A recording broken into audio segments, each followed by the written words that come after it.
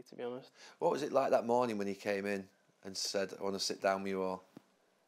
Weird, because we never have a meeting at that time. Never. So What time was the meeting? Normally, we get in for like 10, half 10, Yeah. and then we'll have a meeting at like 12 just before we go to train. Yeah. And then when we get in, we have a meeting at half 10. It's the first time I've ever had a meeting at half 10. He's like, everyone in the changes. So everyone's in there, and then he's just stood there, and then like you can just see the lads all looking around, like what's going on. And then he just said, look, I just wanted to let you know it's breaking now. So it broke at the same time. Like just kind of done. Like, not done, but I can tell it. This is it, really. Yeah. He kind of knew that. I think another season would be too much, but he has enough in the tank to get us to the end of the season. And that's something he always taught us, and that's something that I've adopted as a player now, is you take it season by season. No matter what goes on, no matter what situation you're in or whatever, no point stressing about the next season, because that's completely different. You focus on the season, you put everything into it, and then the next season you go and try and do it again. But up until then, you squeeze every last drop out of it. And that's, again, probably something that, there's so many lessons he's taught me, but that's probably one of the biggest ones. Is he doesn't want to, like he'll say to us, he doesn't want us to be the best team in the world, doesn't want us to play the best football in the world. He wants us to be the hardest team to beat, that every team fears, thinking, to beat this team, we have to do something very special. And not even like a footballing sense, but how much we want to win. Yeah. Is something, the mentality he's instilled in us. Even now, the young players that come through, you can see it within 2-3 sessions of just being around them. And we're used to it because we get the same message. I've had the same messages kind of every day for 7 years now, so I'm kind of immune to it, and it's just built in that I have that mentality, and I do things that way. And seeing new players coming in and young players coming through, you can see within 2-3 days how like the intensity levels, the aggression levels, the desire, just the impact he's had on them. The impact on them straight away. Like the intensity in them is just like running around like dogs, just trying to win the ball off anyone, not scared of anyone, tackling whoever they want and putting the foot in and that. I just, because every team, when I watch the fullbacks, it started to mesmerise me and think, how would I have even survived? No, I say this, how would I have even survived today? Not just watching you, forget you, you're a freak with the way you pass the ball, but like watching Porro at Spurs go into midfield and doing what he does, and the doggy, and watch, you see obviously what Stones is doing at the moment at City, playing in midfield, and Kyle's having to tuck in but then get back out again. My job was really simple. If my left back went forward, I'm tucking round. Yeah. If I go forward, he's tucking round. If it's on my side, I'm going out there and getting to it. Just quite simple. The ball comes into me. I've got a pass there to my right winger, I've got a pass into my striker, I've got a pass to my central midfield player, and I've got a pass to my centre back. And that's what I'm doing. I'm serving 15 yards. I might hit a ball into my striker. That's my game. My game's quite sort of methodical. And what you're being asked to do now on the ball and the positions you've been asked to take up, it's like degrees of difficulty are like here compared to the degrees of difficulty of how I was asked to play the game. So I would think, I'd love to just be here now. Yeah, just to see what it was. You'd like to see me here now, I'd love to see me. I think everyone would like to see you. So you go, you won't be gobbing off anymore. Every right back wishes you were playing right now. Because if I look at you and think, I can't even relate to it, the game, what you've been asked to do.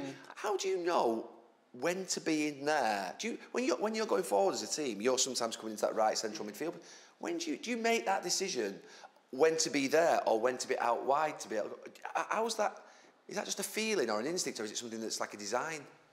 Both, really. So I think the outline of it is like we work on it, like the shell. Yeah. It's then within that you have freedom. So it's like, okay, so we're always going to have 4 in the middle of the pitch at any given time. Whether so you always have to have 4 in there. Whether it's the midfield 3 and the 9 comes in and makes that 4, or a fullback comes in and makes that 4, we're always going to have that. And then it's identifying where and when that is. Yeah. Maybe when the centre mids will drop back into the back 3, into the back line. That means people have got to get in there and then does that. It doesn't matter who it is. So it's actually and what's then it's in just midfield. like it's just like seeing it and then going, okay, well, he's gone there, so I need to go there. And it's not relating to, say, Mo's position. Well, Mo comes into it at a point where if it's switching out, we need someone that's always wide. Yeah. So sometimes I might be wide, Mo will be inside, So like Mo's a second inside, striker. you might go there. Yeah, or it might be the right midfielder that goes out there. It might be Harvey or Dom who goes out there, and then I come in and do their job in there.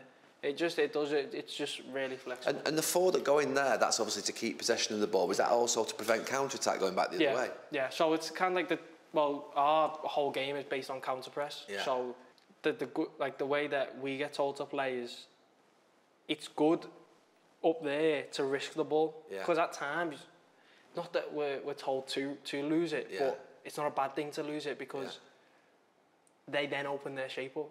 They start to think, let's counter-attack. We win it back quick, and then that's when we kill them. So it might not always be like the Man City way where the tiki-taka and they break you down. That's not. No one can really do it like them. Ours is more, we'll try. I'll probably risk it, might lose it, but they'll then expand trying to get at us. Our 6 wins it back, and then we're on a 5v5 at the back, and then we're gone. At first, you would find it very strange because the messaging is he doesn't care who goes. Doesn't care. I can go and press the centre. Like if we lose it, you just jump. You go. It does not matter. That's the way we play. You don't think about your position at that point. It's the people behind you that they've got to adjust. And it's like probably the 2 6s that, okay, well, he's gone there. He's got so say I've gone. So Trent's gone. So it's either Endo or Ibu or Kwanzaa, whoever's kind of on that right side to then fill in.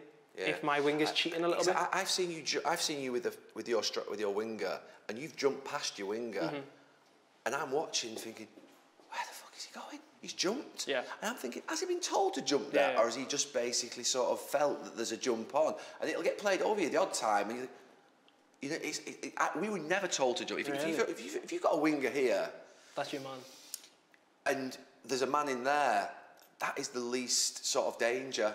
The idea of jumping there, and let's say he flicks it on past you or he just nips it around the corner, no, I would never come out of my hole. It's just a completely different way of thinking. I mean, it's unbelievable. And I recognise that in the last couple of years, that you obviously have been told to jump past your wing. I mean, it's obvious sometimes, and then obviously Kanate will come across or Matip will come across. So our messaging is, you play against the ball, not the man.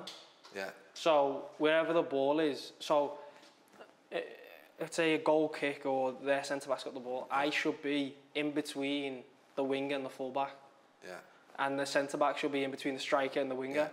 So if it goes over me, I can get back in. If it goes there, I'm gone, and everyone's around. Like the back four should be on like a rope. He goes, like you said, when your full-back, the other full-back went forward, you're back into it. It's that, but just probably a bit more aggressive. But you struggle at first with the Is it every day? The first like probably 2-3 months of it is, or pre-season especially, is you've never seen anything like it. Is he just like a sort of animal like all around the pitch? It's just like it's just like you can't stop running. It's not like in a bad like punishment kind of way. It's not that. It's like this is the way you play, and we're going to beat them because they're going to get tired and we're not. And your line is like that high. It's like...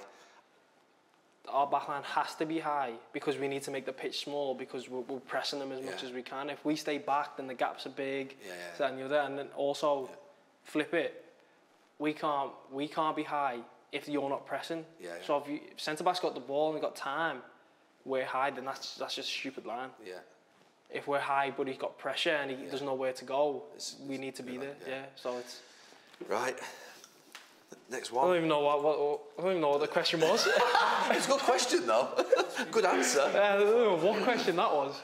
We're just talking about full back and right back. It's just it's brilliant. This.